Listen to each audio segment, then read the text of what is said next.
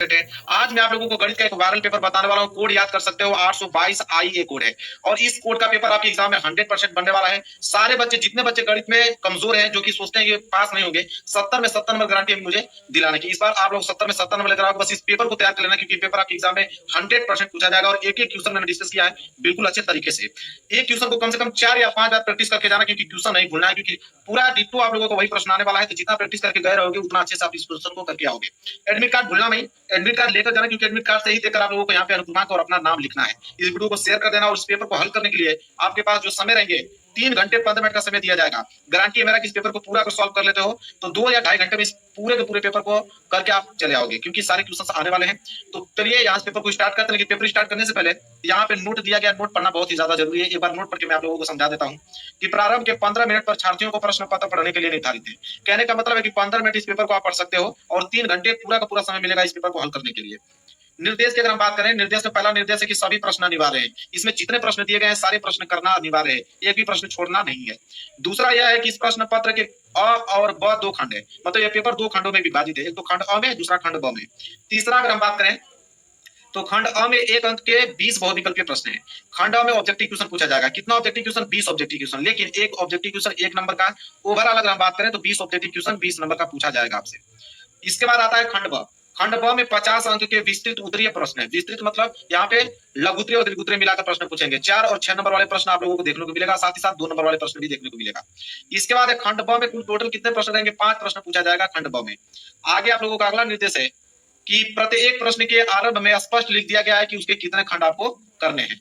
आगे बढ़ते हैं। प्रश्न के अंक उनके सम्मुख अंकित हैं। कहने का मतलब है कि हर एक प्रश्न के आगे आपको बताया गया होगा कि प्रश्न 1 नंबर का है या 2 नंबर का या 4 नंबर या 6 नंबर, जितना भी नंबर का होगा उसके सामने आपको लिखा हुआ मिलेगा। अगला पढ़ते हैं। प्रथम प्रश्न से आरंभ कीजिए और अंतिम प्रश्न तक करते जाइए। जो प्रश्न न आता हो उस पर समय नष्ट न कीजिए। कहने का मतलब शुरू से लास्ट तक प्रश्नों को हल करते जाइए। जो प्रश्न नहीं आ रहा उस पर समय नुकसान करने की जरूरत नहीं, आगे बढ़ जाइए। लेकिन वीडियो पूरा देखते हो तो प्रश्न छोड़ोगे नहीं, क्योंकि सारे प्रश्न मैंने बिल्कुल हल सही बताया हुआ है। इसके बाद है कि यदि रफ कार्य के लिए स्थान अपेक्षित है तो उत्तर पुस्तिका के बाएं पृष्ठ पर कीजिए, फिर काट दीजिए, उस पृष्ठ पर कोई हल न कीजिए। कहने का मतलब है कि अगर रफ कार्य करना है आप लोगों को तो पृष्ठ के आप लोगों के लास्ट साइड में आप लोगों को रफ कार्य कीजिए। जब रफ कार्य करते रहो तो यहाँ पे इस तरह काट का निशान लगा देना है और वहां पे लिख दीजिएगा रफ कार्य। और वहां पे कोई भी क्वेश्चन सॉल्व करने की जरूरत नहीं है, सिर्फ रफ कार्य करने के लिए होता है। इसके बाद है कि रचना के प्रश्नों को हल में रचना रेखाएं न मिटाएं। यदि पूछा गया हो तो। इसके बाद लास्ट आप लोगों का निर्देश है कि जिन प्रश्नों के हल में चित्र खींचना आवश्यक है उनमें स्वच्छ एवं शुद्ध चित्र अवश्य खींचिए। बिना चित्र के ऐसे हल अपूर्ण और अशुद्ध माने जाएंगे। कहने का मतलब कि मैथ में जो फिगर वाले क्वेश्चन आते हैं उसे फिगर आपको बनाने ही है। आप लोगों को नहीं बनाओगे तो स्पष्ट रूप से बोल दिया कि अपूर्ण माना जाएगा, अशुद्ध माना जाएगा, मतलब गलत माना जाएगा। तो फिगर वाले क्वेश्चन को आप इतना ध्यान रखो कि आपको प्रश्नों बनाने ही ध्यान से पड़ेंगे। देखिए और ठीक है, इसके पहले जो यहाँ है से पेपर साइंस आप का लोगों की भी स्टार्ट है। अपलोड कर खंड दिया अ गया है। बहुविकल्पीय प्रश्न। साइंस का देखिए भी पहला जाकर प्रश्न देख क्या बोला हुआ लीजिए, है उसने। 60% पहला जो है प्रश्न पूछा अपलोड है किए गए हैं आज के। कि किसी वृत्त पर ठीक एक है, बाह्य बिंदु से खींची जाने वाली स्पर्श रेखाओं की अधिकतम संख्या होगी। कहने का मतलब है कि मैं आपको समझा देता हूँ, बिल्कुल पूरा डिटेल में समझा दूंगा, एक क्वेश्चन छोड़ने वाला नहीं होता कि आप एग्जाम में जाओ सिर्फ आप क्वेश्चन करके आओ। देखिए क्वेश्चन यहाँ पे ये बोला है, मैं पेन ले लेता हूँ। कहने का मतलब कि कह रहा है कि किसी वृत्त पर, मान लीजिए कि मैंने कोई एक वृत्त बना लिया, ये वृत्त है। तो कह रहा है कि किसी वृत्त पर वाय बिंदु से खींचे जाने वाली स्पर्श रेखाओं की अधिकतम संख्या। मान लीजिए वृत्त है, वृत्त के बाहर कोई मैं एक बिंदु ले लेता हूँ, मान लीजिए बिंदु मैंने ओ ले लिया। तो ओ से इस वृत्त पर कितने रेखा में खींच सकता हूँ? तो आप कहोगे कि यहाँ से एक तो रेखा में ऐसे खींच सकता हूँ और एक रेखा तो मैं यहाँ से खींच सकता हूँ। ठीक है, तो इसका नाम आप रख लो T1 और इसका नाम आप रख लो T2। मतलब 2 ही रेखाएं हम खींच सकते हैं। तो कभी भी आपसे क्वेश्चन पूछे कि किसी वृत्त के वाय बिंदु से उस वृत्त पर कितनी स्पर्श रेखाएं खींची जा सकती है, तो केवल 2 ही खींची जा सकती हैं। तो ऑप्शन कौन सा राइट आंसर होगा? बी वाला क्वेश्चन, बी वाला ऑप्शन जो है वो बिल्कुल राइट आंसर हो जाएगा। क्वेश्चन पहले का बी। ठीक है, डिटेल में समझ में आ गया आप लोगों को। चलिए देखिए, पहला प्रश्न गलत मत कीजिएगा, बिल्कुल सही करके आइए, क्योंकि 70 में 70 नंबर आप लोगों को लाना है। इसके बाद दूसरा है कि बिंदु 7,3 की वाई अक्ष से दूरी। याद रख लेना, जब भी आपको वाई अक्ष से दूरी पूछे तो समझ लेना कि एक्स अक्ष का निर्देशांक होता है। एक्स अक्ष का निर्देशांक होता है। इतना आप एकदम दिमाग में नोटिस कर लो कि जब भी आपसे पूछे कि वाई अक्ष से दूरी, तो आपका यक्स, यक्स मतलब 7 वाला जो है बिल्कुल राइट आंसर हो जाएगा। अगर वहीं आपसे वाई अक्ष का निर्देशांक पूछता, यहाँ पूछता कि वाई अक्ष से दूरी, ठीक है, तो वाई अक्ष से दूरी पूछा है तो यक्स का, अगर यक्स अक्ष से पूछता तो वाई का, जस्ट उल्टा होता है। इतना आप याद रख लेना, वाई का पूछेगा तो यक्स, यक्स का पूछेगा तो वाई, जस्ट उल्टा होता है। ये प्रश्न अपने दिमाग में फिट कर लो। इसके बाद आगे चलते हैं। देखिए अगला प्रश्न क्या है। तीसरा प्रश्न दिया है यहाँ पे कि यदि P sin थीटा बराबर Q cos थीटा तो कोसेक थीटा का मान होगा। अब देखिए इसको कैसे हम लोग लगाएंगे, ध्यान से समझिएगा इस प्रश्न को। चलिए हम लोग लगाते हैं इस प्रश्न को। तो यहाँ पे बोला है आपको कि P sin थीटा बराबर दे रखा है आपको Q cos थीटा, और आपसे वैल्यू पूछ रखा है कि कोसेक थीटा की वैल्यू आप बताइए कि कोसेक थीटा बराबर क्वेश्चन मार्क। ये भी प्रश्न बहुत ज्यादा इजी है, कैसे लगाएंगे इसको ध्यान से समझने का प्रयास कीजिएगा। देखिए P sin थीटा बराबर Q cos थीटा दिया है, क्या हम यहाँ पे इसको ऐसे लिख सकते हैं कि sin थीटा इस cos थीटा को इधर लाइए तो गुणा में इधर आएगा तो भाग में हो जाएगा, ये हो जाएगा cos थीटा बराबर इधर क्या बचा Q, और ये P गुणा में है उधर जाएगा तो P भाग में आ जाएगा, तो ये हो जाएगा cos थीटा sin थीटा बटे cos थीटा बराबर Q बटे P। होगा कि नहीं? बिल्कुल होगा। आप जानते हो कि sin थीटा बटे cos थीटा को हम tan थीटा लिख सकते हैं। फार्मूला कहता है कि sin थीटा बटे cos थीटा को आप सिंपल tan थीटा लिख सकते हो। बिल्कुल, तो tan थीटा बराबर क्या हो गया Q बटे के P। यहाँ तक समझ आ गया। और tan थीटा बराबर क्या होता है आपको मालूम है कि लंब बटे आधार होता है। क्या होता है? लंब बटे के आधार होता है tan थीटा बराबर। तो यहाँ आप लिख दोगे लंब बटे के आधार। और कोसेक थीटा बराबर क्या होता है? कोसेक थीटा का वैल्यू निकालना है तो कोसेक थीटा बराबर होता है कर्ण बटे के, यहाँ लिख लीजिए कर्ण बटे के लंब।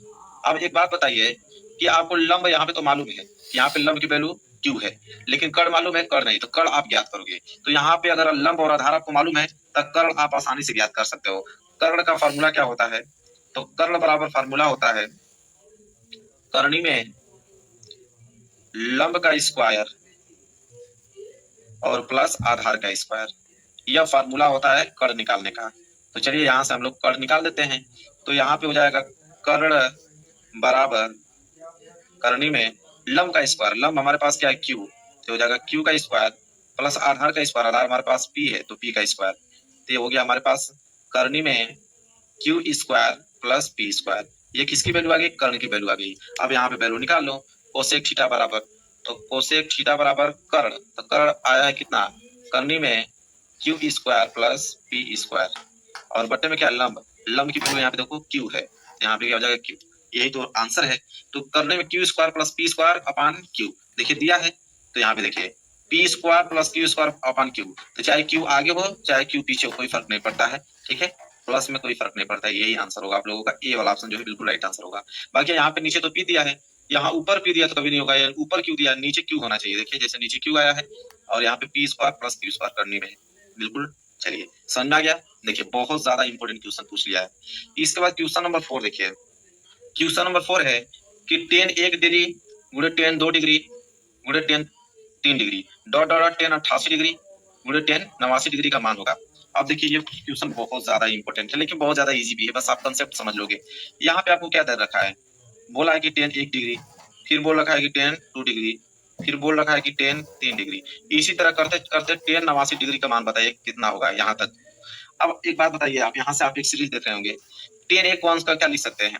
tan 1 डिग्री को आप क्या लिख सकते हो? तो आप कहोगे कि इसको हम लिख सकते हैं 90 माइनस 89, लिख सकते हैं बिल्कुल। tan 2 अंश को क्या लिख सकते हैं? तो आप कहोगे इसको हम लिख सकते हैं tan 90 माइनस 88, लिख सकते हैं बिल्कुल। इसी तरह करते करते करते कहाँ तक पहुंचेंगे हम लोग? tan 89 तक पहुंचेंगे। अब एक बात बताओ कि tan 90 minus theta, tan 90 minus theta क्या होता है? cot थीटा, तो हो जाएगा cot 89 अंश, ठीक है। इसी तरह जाते जाते कहां तक जाएगा? tan 89 तक जाएगा बीच में।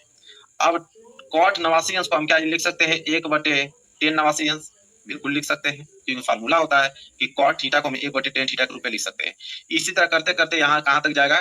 tan 89 तक जाएगा। जब जाएगा 89 तक तो देखोगे तो यहाँ से ये वाला वैल्यू कट जाएगा, यहाँ से ये वाला वैल्यू कट जाएगा, यहाँ से ये वाला वैल्यू कट जाएगा, पूरा का पूरा कट जाएगा, बस ऊपर बच जाएगा आपका 1। तो इसका एक ही आंसर होता है मेरे प्यारे बच्चों, डी वाला ऑप्शन जो है बिल्कुल राइट आंसर हो जाएगा। बस ये बढ़ा चढ़ा के दिया है, बस कंफ्यूज करने के लिए आपको दिया है, बाकी कंसेप्ट अगर क्लियर है बिल्कुल आसान है इस प्रश्न को हल करना। आगे देख लीजिए क्या है। आगे है प्रश्न नंबर 5वां कि यदि समीकरण 3x square plus 5x minus Q बराबर 0 के मूल बराबर है तो क्यू का मान होगा, ठीक है। तो देखिए कैसे इसको लगाएंगे, ये भी प्रश्न बहुत सिंपल है। मूल बराबर दे दिया है तो क्यू का वैल्यू पूछा है, मैंने बहुत प्रश्न इस तरह का कराया हुआ है आप लोगों को।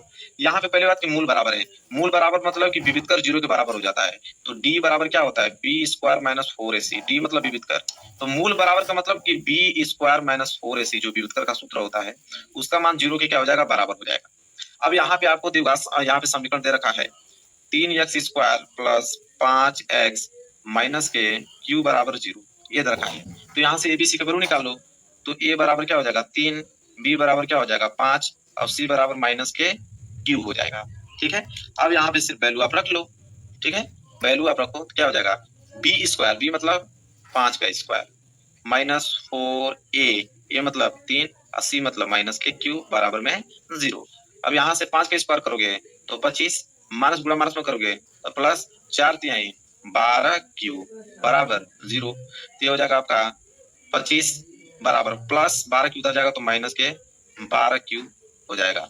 यहाँ से जब क्यू निकालोगे तो क्यू बराबर क्या हो जाएगा, 25 तो ऐसे ही रहेगा, ठीक है, -12 बटे -12 जो है वो नीचे आ जाएगा भाग में, तो हो जाएगा -12, क्योंकि गुणा में उधर जाएगा तो भाग में ही होगा। तो यहाँ क्यू का वैल्यू कितना आ गया, -25 बटे के 12 आ गया। ये हो गया क्यू का वैल्यू। यही क्यू का वैल्यू पूछा था, देखिए दिया क्या ऑप्शन में, बिल्कुल देना ही चाहिए उसको।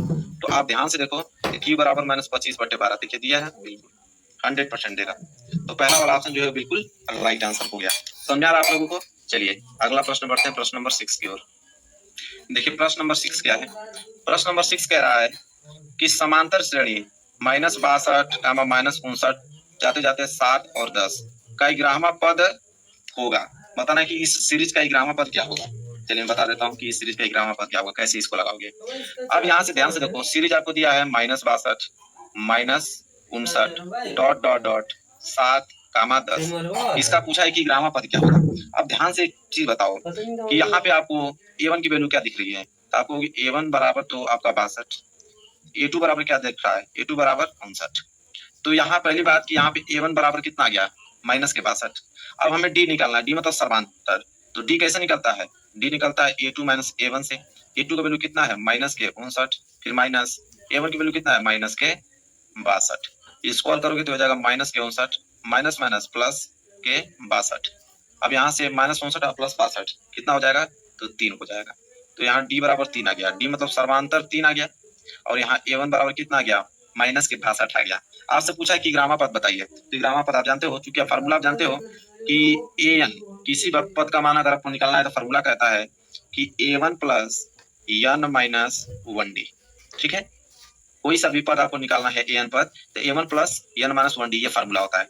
तो इसलिए हमें तो ग्रामा पद निकालना है, तो a11 मतलब ग्रामा पद निकालना है, तो ये हो जाएगा a1 प्लस n का वैल्यू क्या लिखेंगे, ग्रामा पद निकालना है क्योंकि 11 संख्या है, और माइनस के 1 और यहाँ पे d।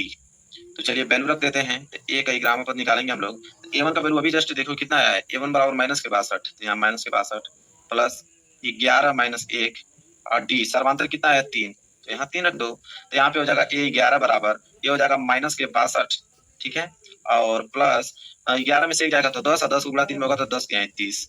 तो यहाँ a11 कितना जाएगा, -62 और प्लस 30 मतलब कि माइनस के 32 आ जाएगा, ठीक है। और यही -32 जो है वही ग्रामा पद कहलाएगा। ये हो गया आप लोगों का आंसर, ठीक है। देखिए दिया है, देना चाहिए उसको। माइनस के 32 का मतलब यहाँ पे ग्रामा पद दे दिया, बी वाला ऑप्शन जो है बिल्कुल राइट आंसर हो जाएगा। समझ आ गया आप लोगों को। चलिए अगला प्रश्न देखते हैं, प्रश्न नंबर 7वां। प्रश्न नंबर 7वां क्या है उसको समझिए। कह रहा है कि यदि पीई, क्या बोला है कि पीई कह रहा है कि ई की होने की प्रायिकता दिया है आपको 0.05, तो ई की ना होने की प्रायिकता का मान बताइए।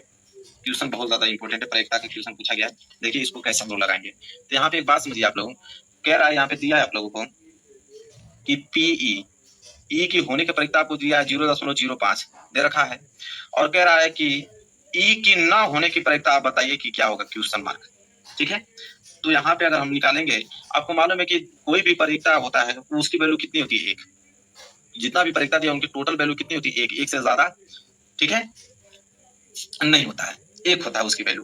तो 1 होता है, तो अगर यहाँ पे पीई का वैल्यू दिया है 0.05 और पीई मतलब ई की न होने की प्रायिकता पूछ रहा है, तो न होने की प्रायिकता हम कैसे निकालेंगे, तो यहाँ पे लिखेंगे न होने की प्रायिकता मतलब 1 माइनस होने की प्रायिकता, तो होने की प्रायिकता को हम क्या बोलते हैं, पीई, ठीक है। ना होने की प्रायिकता ऐसे निकलेगा ना, 1 माइनस होने की प्रायिकता, तो हो जाएगा 1 माइनस होने की प्रायिकता कितना है 0.05, 1 में से 0.05 जब आप हटा दोगे तो यह जाएगा पास 0.095, बस ना होने की प्रायिकता निकल के सामने आ गया। देखिए दिया है, बिल्कुल दिया है, यहाँ पे देखिए डी वाला ऑप्शन 0.095, डी वाला ऑप्शन जो है बिल्कुल राइट आंसर हो जाएगा। इतना आप लोगों को सिंपल क्वेश्चन यहाँ पे दे रखा है। ये प्रश्न तो बिल्कुल लीजिए, कह रहा कि एक थैले में 3 लाल और 5 काली गेंदे हैं, इस थैले में एक गेंद यांत्रिक छाया निकाली जाती है, तो गेंद में लाल होने की प्रायिकता होगी। आप बताइए, 3 यहाँ पे लाल और 5 काली गेंदे, टोटल गेंद कितना हो गया 8, तो ये तो ऑप्शन होगा नहीं, ये भी नहीं होगा क्योंकि नीचे 8 चाहिए। या तो ये होगा या तो ये होगा। कौन सी गेंद निकाल रहा है? लाल गेंद की संख्या 3 है, मतलब 3/8। अगर वही पूछ देता आप लोगों की काली गेंद तो 5/8 हो जाता। तो ये तो सिर्फ आप लोगों को कंसेप्ट बस देखते हुए आंसर मार के चले आओगे। हाँ, प्रश्न नंबर 9 देखिए, जो है बीसी के समानांतर है, ठीक है। तो डीई जो रेखा है वो बीसी के समानांतर है, दोनों जो रेखाएं समानांतर हैं। तो पूछा है कि सीई की माप बताइए, मतलब ये वाला सीई की माप। तो आपको मालूम है कि यहाँ पे आप लोगों को टेल्स पर में लगेगा, ठीक है। चलिए मैं लगाता हूँ यहाँ पे। तो आपको मालूम है, आपने ये फार्मूला पढ़ा होगा, मतलब पर में आपने आधारभूत समानुपाती पर में पढ़ा है आपने। यहाँ पे बोल रखा है उसने, मैं नोट करता हूँ, उसने बोल रखा है कि बीसी रेखा जो है डीई के समानांतर है। जब किसी भी त्रिभुज में अगर दो रेखाएं आपस में समानांतर हो तो समझ लेना कि उसकी भुजाएं समानुपाती होती है, मतलब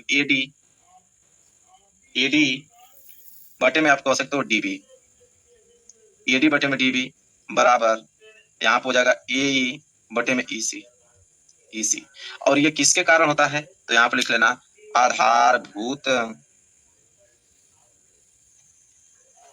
आधारभूत समानुपातिकता नियम, या प्रमेय से आप कह सकते हो, प्रमेय से, ठीक है।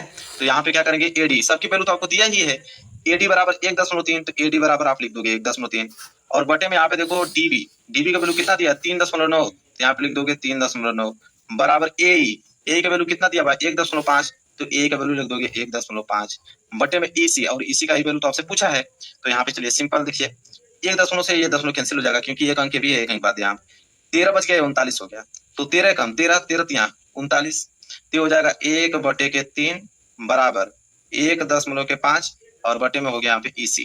तो यहाँ पे ईसी की वैल्यू निकाल दो, ईसी को गुणा 1 में करोगे तो ईसी बराबर ये हो जाएगा आपका 3 × 1.5, तो गुणा कर लो तो देखो कितना हो जाएगा, ईसी बराबर 15 × 45 मतलब 4.5। तो ईसी बराबर कितना गया 4.5, देखिए दिया है, जरूर देना चाहिए 4.5 में डी वाला ऑप्शन जो है बिल्कुल राइट आंसर हो जाएगा। चलिए अगला प्रश्न देखते हैं। अगला प्रश्न है प्रश्न नंबर 10वां। देखिए प्रश्न नंबर 10वां क्या पूछा हुआ है, कह रहा दो चित्र दिया है, कह रहा है कि त्रिभुज MNL, तो MNL एक त्रिभुज दिया हुआ है, और PQR दूसरा त्रिभुज यहाँ पे दिया हुआ है। कह रहा है कि कोण M कोण Q के बराबर है, तो कोण M जो है कोण Q के बराबर है, ये भी 70 अंश, ये भी 70 से दिया है। फिर बोला कि MN 3 सेंटीमीटर है, बिल्कुल। ML 4.5 सेंटीमीटर है, बिल्कुल दिया हुआ है। PQ बराबर 2 सेंटीमीटर है, भी दिया है। QR बराबर 3 सेंटीमीटर है, भी दिया है। तो कह रहा है कि निम्नलिखित में से सही होगा, ठीक है। तो निम्नलिखित में से सही होगा, क्या सही होगा, तो पहले ऑप्शन देख लेते हैं फिर आपको समझाता हूँ ऑप्शन में क्या दिया हुआ है, तब समझ आएगा कि पूछा क्या है। तो ऑप्शन देख लीजिए, क्या पूछा है कि कौन से त्रिभुज आपस में क्या होंगे, यहाँ पे समरूप होंगे। तो चलिए मैं आपको दिखाता हूँ। तो यहाँ पे एक चीज आप ध्यान से देखो कि उसने बोल रखा है, ठीक है, उसने बोला कि कोण M जो है वो कोण Q के बराबर है, ये चीज वो बोल रखा है, ठीक है। अब ध्यान से एक चीज आप देखो, मैं एक पेज ले लेता हूँ, समझाने का प्रयास करता हूँ, ठीक है। इसको मैं बंद कर देता हूँ, आपको आंसर तुरंत समझ में आ जाएगा। देखो उसने बोला है कि कोण M जो है वो कोण Q के बराबर है 70 अंश, ये पूरा बिल्कुल वो बोल रखा है, मतलब कोण बराबर है। यहाँ से एक चीज ध्यान से आप एक चीज नोटिस करो कि PQ बटे में MN, ठीक है, PQ बटे में MN, मैं चित्र दिखाऊंगा तब समझ आएगा आप लोगों को। देखो PQ बटे में हमने MN का अनुपात निकाला, ठीक है। तो यहाँ पे अनुपात निकल के आया कितना, PQ का वैल्यू 2 था, MN का वैल्यू 3 था, मतलब 2/3 निकल के आया, ठीक है। इसी तरह अगर मैं यहाँ पे QR और MN का वैल्यू निकालू, QR और देखिए पहले QR और यहाँ पे वैल्यू किसका दिया है, इसका ML का वैल्यू दिया है, तो ML का वैल्यू निकालो। तो QR का वैल्यू कितना था 3, तो यहाँ पे 3, ML का वैल्यू कितना था 4.5, तो 4.5। अभी आपको समझ में आ जाएगा बिल्कुल कि क्या कहना चाहता हूँ। ये 10 हटाने के लिए एक जीरो में ऊपर बढ़ाना पड़ेगा, तो ये 10 हट जाएगा, काट दो। तो काटोगे तो 15 दूनी के 30 और 15 तिया 45, इसका वैल्यू भी आ गया 2/3। तो ये भी 2/3 हो गया, ये भी 2/3 हो गया, मतलब ये दोनों वैल्यू आपस में बराबर हो गया, इसलिए हम कह सकते हैं कि ये दोनों बराबर होंगे, मतलब कि PQ बटे में MN वो बराबर हो जाएगा QR बटे के ML के। ये दोनों वैल्यू आपस में क्या हो गया, यहाँ पे बराबर हो गया, ठीक है। और दोनों की वैल्यू कितना है 2/3। तो आप यही बताओ कि जब दो भुजाएं बराबर हो गया और एक कोण बराबर हो गया, जो बोला है कि M और Q के बराबर है, तो एक बात बताइए कि हम कह सकते हैं कि SAS दो भुजाएं बराबर हो, SAS दो भुजाएं बराबर हो और एक कोण बराबर हो, तो SAS समरूपता नियम से हम कह सकते हैं कि जो त्रिभुज आपका NML है वो समरूप है त्रिभुज किसके, PQR के, ठीक है, ये दोनों त्रिभुज आपस में क्या हो गए, समरूप हो गए। ध्यान रहे यम बीच में इसलिए लिखा हूं कि m का वैल्यू 70 अंश था, तो 70 अंश q का भी वैल्यू बराबर था, तो 70 अंश बीच में लिखूंगा, तो m 70 अंश q 70 अंश। ठीक है, तो इसका राइट आंसर मैं आपको बताता हूँ। बहुत लोग कहाँ कंफ्यूज होंगे, ये भी मैं आपको डाउट बता देता हूँ। कुछ लोग कहेंगे कि ये तो दोनों त्रिभुज आपको दिया, तीनों त्रिभुज समरूप हो सकते हैं, लेकिन लिखने का तरीका क्या होता है मेरे प्यारे बच्चों, कि देखो अगर m 70 अंश था उसने बोला था, तो q भी आपका 70 अंश होगा, तो m बीच में तो q बीच में, इसलिए ये वाला जो त्रिभुज यहाँ पे बन रहा है त्रिभुज NML वो समरूप होगा त्रिभुज PQR के। ठीक है, समझा गया आप लोगों को, पूरा डाउट क्लियर हो गया होगा। चलिए आगे बढ़ते हैं, और यहाँ पे ग्रामर प्रश्न देखिए क्या है, कह रहा है कि 1/2 सेंटीमीटर व्यास वाले गोले का पृष्ठ होगा, मतलब यहाँ पृष्ठीय क्षेत्रफल पूछा है। चलिए बहुत सिंपल है, तो यहाँ पे एक चीज देखिए क्या दिया हुआ आपको, 1.2 सेंटीमीटर व्यास, तो व्यास दिया हुआ है मतलब डी का वैल्यू दिया हुआ है, व्यास है 1/2। ठीक है, तो आर क्या होगा, तो आर जो होता है वो व्यास की आधी होता है, तो अगर 1/2 का आधा में कर दूंगा तो आर बराबर क्या हो जाएगा 1/4, क्योंकि 1/2 का आधा क्या होता है 1/4। ठीक है, आपसे पूछा कि गोले का पृष्ठीय क्षेत्रफल पूछा है। ठीक है, अब गोले का पृष्ठीय क्षेत्रफल का फॉर्मूला आपको मालूम है, यहाँ मैं लिख देता हूँ, नोट कर लेना आप लोग, क्योंकि बिना फॉर्मूला के ये नहीं हो पाएगा। तो गोले का वक्र पृष्ठीय क्षेत्रफल, वक्र पृष्ठीय क्षेत्रफल फॉर्मूला क्या होता है उसको नोट करो। तो गोले का वक्र पृष्ठीय क्षेत्रफल फॉर्मूला होता है 4πr²। ठीक है, तो पाई में आंसर है तो पाई का मान पाई ही रहने देंगे, तो लिखेंगे 4 × पाई r², r मतलब 1/4 गुणे 1/4। तो यहाँ से देखो 4 से 4 कैंसिल, ऊपर बच गया पाई गुणे 1 मतलब पाई, और नीचे बच गया 4, तो पाई/4 वक्र पृष्ठीय क्षेत्रफल निकाल रहे हो तो हो जाएगा सेंटीमीटर स्क्वायर, तो पाई/4 सेंटीमीटर स्क्वायर आंसर होगा। देखिए दिया है पाई/4 सेंटीमीटर स्क्वायर, बी वाला ऑप्शन जो है बिल्कुल राइट आंसर हो जाएगा। समझ आ गया आप लोगों को। चलिए आगे बढ़ते हैं और अगला प्रश्न देखेंगे, प्रश्न नंबर 12 देखिए क्या है।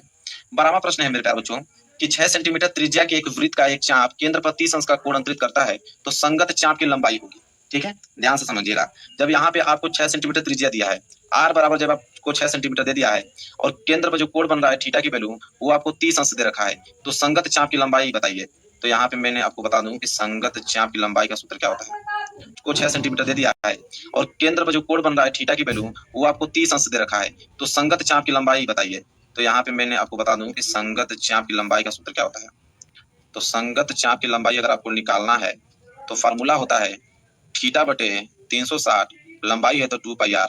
ठीक है, तो यहाँ पे थीटा की वैल्यू कितना है 30 और नीचे है 360, 2 गुणे पाई, पाई में ही वैल्यू पूछा तो पाई का पाई रहने दो, आर की वैल्यू कितना है 6। यहाँ से देखो 1 0 से 1 0 कैंसिल, 3 कम 3, अब 12 3 है 36, 12 में कट गया, फिर 6 से कटाओगे 6 दूनी के 12, फिर 2 से 2 कैंसिल, सिर्फ पाई बच गया। क्या बच गया, पाई बच गया, तो पाई ही होगा। ठीक है, तो पाई सेंटीमीटर मतलब डी वाला ऑप्शन जो है बिल्कुल राइट आंसर हो जाएगा। देखिए कितना आसान है, बिल्कुल बस एक बार आप लोगों को प्रैक्टिस करके जानिए, बाकी पूरा पूरा क्वेश्चन करके आप देखो चले आओगे। ये वाला प्रश्न देखिए क्या पूछा है, 13वां प्रश्न कि 5 सेंटीमीटर त्रिज्या के एक वृत्त के बिंदु पर खींची गई स्पर्श रेखा PQ केंद्र O से जाने वाली एक रेखा बिंदु Q पर मिलती है, यदि OQ बराबर 12 सेंटीमीटर तो PQ की माप होगी। मेरे प्यारे बच्चों ये बोला जो है लैंग्वेज, उससे हमें चित्र बनाना पड़ेगा। बोला कि 5 सेंटीमीटर त्रिज्या के एक वृत्त, तो 5 सेंटीमीटर त्रिज्या का एक वृत्त बना लेता हूँ, 5 सेंटीमीटर त्रिज्या का ये वृत्त बन गया।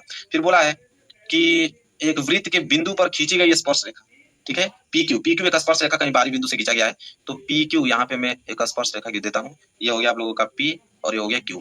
फिर क्या बोला है कि केंद्र O से जाने वाली एक रेखा से बिंदु Q पर मिलती है, तो केंद्र से भी एक रेखा इस तरह जा रही है जो Q पे जाके मिल रही है, इसका नाम मैं O रख देता हूँ। ठीक है, तो कह रहा है कि OQ बराबर 12 सेंटीमीटर, ये मतलब 12 सेंटीमीटर दिया हुआ है।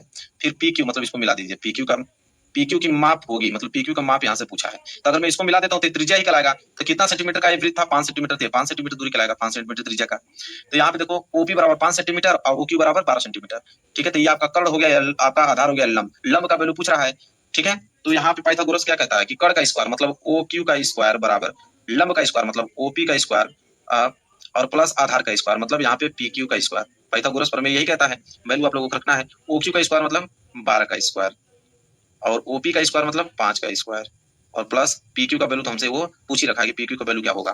तो 12 का वर्ग करोगे तो कितना हो जाएगा 144 और 5 का करोगे तो 25 प्लस PQ स्क्वायर हमको निकालना है, तो हो जाएगा आप लोगों का 144 प्लस 25 इधर आएगा तो -25 बराबर हो जाएगा PQ का स्क्वायर। 144 - 25 119 बराबर PQ का स्क्वायर। हमें PQ का वैल्यू चाहिए तो PQ बराबर ये वर्ग उधर जाएगा तो वर्गमूल में हो जाएगा, तो करणी में 119 को वर्गमूल नहीं निकलता है तो इतने पे हम लोग क्या करेंगे छोड़ देंगे। तो 119 सेंटीमीटर देखिए दिया है, डी वाला ऑप्शन कितना सिंपल है, बस एक बार आप लोगों को प्रैक्टिस करके जाना है, बाकी पूरा का पूरा क्वेश्चन करके चले आओगे। क्वेश्चन नंबर 14 देखिए क्या है, कह रहा है कि संख्याओं 182 तथा 78 का एचसीएफ होगा। अब मेरे प्यार बच्चों यहाँ पे एचसीएफ पूछ दिया, इसे आप भाज्य गुणनखंड के रूप में तोड़ लो, मैं अभी दिखा देता हूँ आपको। देखिए 182 का जब आप भाज्य गुणनखंड करोगे 182 का यहाँ पे निकाल लो भाज्य गुणनखंड, पहले किससे कटाओगे 2 से, तो 2 9 18, 2 एकम 2, 91 आ गया। 91 किससे कटेगा? 7 से, क्योंकि 13 7 91 होता है, फिर ये 13 से कट जाएगा। इसी तरह आप 78 का निकाल लो, 78 का निकालोगे तो 2 से कटाओगे तो 2 3 6, 2 9 18, 39, फिर 3 से कटाओगे तो 13 3 39, फिर 13 से पूरा का पूरा कैंसिल हो जाएगा। तो आप कैसे लिखोगे? आप लिखोगे 182 बराबर 2 गुणे 7 गुणे 13, और यहाँ पे 78 बराबर आप लिखोगे 2 गुणे 3 गुणे 13। आपको एचसीएफ निकालने का पूछा है, एचसीएफ हाईएस्ट कॉमन फैक्टर, तो कॉमन क्या मिल रहा है? 2 इसमें भी है तो 2 मैंने लिया, 13 इसमें भी है, 13 इसमें भी है तो 13 मैंने लिया, तो 13 दूनी के 26, 26 ही जो है एचसीएफ आ जाएगा। 26 है क्या? देखो बी वाला ऑप्शन जो है बिल्कुल राइट आंसर हो जाएगा। कितना जल्दी जल्दी आप लोग आंसर करते जा रहे हो, देखिए कितना, बिल्कुल आप 70 में 70 नंबर लेकर आओगे, गारंटी मेरी। बस एक बार अपने से प्रैक्टिस करके इसको चले जाना। यहाँ पे देखिए क्या बोला है, प्रश्न नंबर 15, एक बेलन के आधार की त्रिज्या दिया है, ऊंचाई उसका ये दिया है, तो उसका वक्र पृष्ठ क्षेत्रफल बताना है। फार्मूला, सिर्फ फार्मूले का खेल है, फार्मूला याद है तो सब कुछ आप लोगों को हो जाएगा। त्रिज्या r बराबर 3.5 दे रखा है, यहाँ पे ऊंचाई मतलब एच का वैल्यू दिया है 8.4 सेंटीमीटर। आपको पूछा है कि पृष्ठ क्षेत्रफल, तो बेलन का पृष्ठ क्षेत्रफल के फार्मूला आप लोगों को मालूम है, यहाँ मैं लिख देता हूँ। अगर फार्मूला मालूम है तो 2 मिनट का खेल है। बेलन का वक्र पृष्ठीय क्षेत्रफल, बेलन का वक्र पृष्ठीय क्षेत्रफल का जो फार्मूला होता है उसको लिख लो, यह होता है 2 पाई आर एच। क्या होता है? 2 पाई आर एच होता है। तो यहाँ से सबकी वैल्यू तो दे रखा है, बस वैल्यू को मान रखिए, तो यह हो जाएगा 2 इंटू पाई में लाना है तो पाई की वैल्यू पाई रखो। आर त्रिज्या कितना है? त्रिज्या है 3.5, इसको आप ऐसे लिख सकते हो 3.5 को हम लिख देंगे 35/10, कटा दो, 5 7 35, 5 दूनी के 10, 7/2 लिख दो, काटाने में आसान होगा तो 7/2 इंटू एच, एच का वैल्यू कितना है? 8.4। तो यहाँ से देखो 2 से 2 कैंसिल, ठीक है। अब ये बच गया आपका पाई में 7 गुणा होगा तो 7 पाई गुणे 8.4, जब इसका गुणा करोगे तो आ जाएगा आपका 98.8 पाई, और यहाँ पे सेंटीमीटर स्क्वायर, क्योंकि यहाँ पे हम लोग क्षेत्रफल निकाल रहे हैं, तो 58.8 पाई सेंटीमीटर स्क्वायर है क्या? तो ए वाला तो ऑप्शन नहीं होगा, बी वाला भी नहीं होगा। चलिए देखते हैं सी और डी होगा। देखिए सी वाला भी नहीं, डी वाला देखिए, ये आया था ना 58.8 पाई सेंटीमीटर स्क्वायर। देखिए कितना सिंपल है, बिल्कुल आसान था। आगे बढ़ेंगे और अगला प्रश्न देखेंगे, प्रश्न नंबर 16। क्या है प्रश्न नंबर 16? बोला है कि 4 सेंटीमीटर त्रिज्या वाले एक वृत्त के त्रिज्यखंड का कोण 60 अंश, तो उसका क्षेत्रफल होगा। अभी इस प्रकार के प्रश्न आया था, लेकिन उसमें वो लंबाई पूछा था, लेकिन यहाँ पे क्षेत्रफल पूछ दिया। बिल्कुल सिंपल है, देखो कैसे लगाएंगे इसका। आपको आर का वैल्यू दिया है, आर बराबर 4 सेंटीमीटर। आपको थीटा के भी मालूम है 60 डिग्री थीटा का वैल्यू दिया है। आपको क्षेत्रफल पूछा है कि बताइए क्षेत्रफल, क्षेत्रफल कितने निकालेंगे? त्रिज्यखंड का, तो आप यहाँ पे लिख लेंगे सूत्र त्रिज्यखंड का क्षेत्रफल। इसलिए मैं कहता हूं कि मैथ का फार्मूला आप लोग याद करो, बिना मैथ के फार्मूले के क्वेश्चन भी आप हिला नहीं पाओगे, इतना याद रख लेना। त्रिज्यखंड का क्षेत्रफल का फार्मूला क्या होता है? थीटा बटे 360 पाई आर स्क्वायर। अगर वही चाप की लंबाई पूछे थे, यहाँ पे 2 पाई आर जाएगा। अभी मैंने जस्ट एक सॉल्व किया था क्वेश्चन, तो यहाँ पे थीटा का वैल्यू 60, नीचे है 360, पाई में इसका वैल्यू निकालना तो पाई का पाई रहने दो, त्रिज्या यहाँ पे आर स्क्वायर मतलब 4 गुणे 4। यहाँ पे देखोगे तो 60 से ये 6 बार में कट जाएगा, क्योंकि 60 6 360 होता है, 2 से कटाओगे तो कितना हो जाएगा? 2 3 6, और ये हो जाएगा 2 दूनी के 2 3 6, 2 दूनी के 4। तो देखिए कितना हो जाएगा यहाँ पे, तो ऊपर क्या बच गया आप लोगों का? 4 गुणे 2, 4 दूनी के 8, 8 में पाई को गुणा करोगे तो कितना हो जाएगा?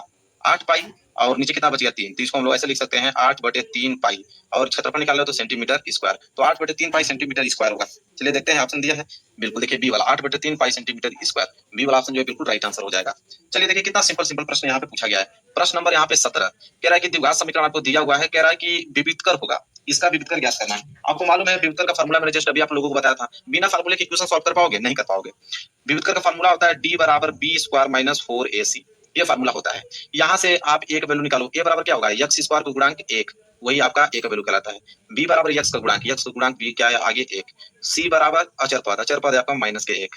तो यहाँ पे तीनों के एक एक वैल्यू आया, बस यहाँ पे माइनस लगा हुआ है। तो यहाँ पे उत्तर पूछा है, वैल्यू रखिए बी स्क्वायर, बी मतलब 1, 1 का स्क्वायर माइनस 4 ए मतलब 1, सी मतलब माइनस के 1। जब हल करोगे तो 1 का स्क्वायर करोगे तो 1, फिर माइनस गुणा माइनस में करोगे तो प्लस, फिर 4 कम 4, फिर 4 कम 4, 4 आएगा, 4 एक जोड़ोगे तो 5, तो डी बराबर कितना आ गया? 5, मतलब विविधकर कितना आ गया? 5 आ गया। 5 का मतलब आप देखो तो पहला वाला ऑप्शन जो है बिल्कुल राइट आंसर हो जाएगा। चलिए अगला प्रश्न देखिए, प्रश्न नंबर 18 क्या है? द्विघात समीकरण, ये आपको दिखाई दे रहा है, मूलों का योगफल आप लोगों को ज्ञात करना है कि मूलों का योगफल क्या होगा। चलिए देखते हैं मूलों का योगफल इसका कैसे हम लोग ज्ञात करेंगे। यहाँ पे ध्यान दीजिए कि मूलों का योगफल का मैंने आप लोगों को एक फार्मूला बताया था, यहाँ मैं नोट कर देता हूँ। देखो मूलों का योगफल, तो मूलों का योगफल अगर आपको ज्ञात करना है तो मैंने एक फार्मूला आप लोगों को बताया था कि माइनस बी बाई ए, ठीक है। मैंने एक फार्मूला आप लोगों को बताया था माइनस बी बाई ए, यह फार्मूला, या उसको आप ऐसे कह सकते हो इस फार्मूले को कि माइनस बी का मतलब होता है यहाँ पे एक्स का गुणांक, एक्स का गुणांक हिंदी में लिख देता हूँ ताकि आपको समझ में आ जाए। और बटे में ए का मतलब होता है आप लोगों का एक्स स्क्वायर का गुणांक, एक्स स्क्वायर का गुणांक। अब आपको पूरा का पूरा क्लियर समझ में आ जाएगा। कैसे? देखो माइनस एक्स का गुणांक, अब देखो एक्स का गुणांक क्या है? एक्स का गुणांक है आपका माइनस के 4, तो यहाँ पे लगा दोगे माइनस के 4 बटे में एक्स स्क्वायर का गुणांक, एक्स स्क्वायर का गुणांक यहाँ पे प्लस के 4, तो यहाँ प्लस के 4 लग दोगे। तो माइनस का गुणा माइनस में होगा तो प्लस 4 और नीचे भी 4, तो 4 से 4 कैंसिल मतलब 1, मूलों का योगफल कितना आ गया 1, मतलब कि सी वाला ऑप्शन जो है बिल्कुल राइट आंसर हो गया। समझ में आ गया आप लोगों को? चलिए आगे देखिए प्रश्न नंबर 19। क्या है प्रश्न नंबर 19? निम्नलिखित सारणी से माध्य होगा। अब मेरे प्यारे बच्चों यहाँ ध्यान से देखो, माध्य निकालना। माध्य निकालने के लिए आपको कॉलम बनाने पड़ेंगे, इतना याद रखना। माध्य निकालने के लिए आपको कॉलम की आवश्यकता पड़ेगी। मैं एक पेज ले लेता हूँ कॉलम बनाने के लिए। तो एक तो वर्ग अंतराल का कॉलम बनेगा, एक बारंबारता का कॉलम बनेगा, और एक मध्यमान का बनेगा, एक आपका F I into X I का निकलेगा। देखिए कैसे लगाओगे, वर्ग अंतराल को दिया है, बारंबारता भी दिया है, 4 कॉलम की आवश्यकता होगी। अब इसको ढक लेता हूँ, 4 कॉलम में बनाता हूँ। यहाँ पे देखिए पहला वर्ग अंतराल, पहला कॉलम बनेगा वर्ग अंतराल का, ठीक है, ये कॉलम यहाँ बन गया, मैंने बना दिया। यहाँ पे दूसरा का कॉलम बनेगा बारंबारता का, किसका बनेगा बारंबारता का, जिसे हम लोग क्या बोलते हैं एफ आई बोलते हैं। इसके बाद तीसरा कॉलम किसका बनेगा, तीसरा कॉलम बनेगा एक्स आई का, जिसे हम लोग मध्यमान बोलते हैं, ठीक है। इसके बाद चौथा F I into X I का बनेगा। ये 4 कॉलम बनते हैं। जब भी आपको पूछ दे कि माध्य क्या होगा, तो माध्य ज्ञात करने का यही तरीका होता है कि पहले आप वर्ग अंतराल बारंबारता फिर एक्स आई इंटू फिर एफ आई इंटू एक्स आई निकालो। ये 4 कॉलम आपको बना के तैयार करने हैं। वर्ग अंतराल में देखो 0 10 10 20 20 30 30 40 40 50 लिख लेते हैं। 0 10, फिर क्या था 10 20, फिर क्या था 20 30, फिर क्या था 30 40, बहुत आसान है।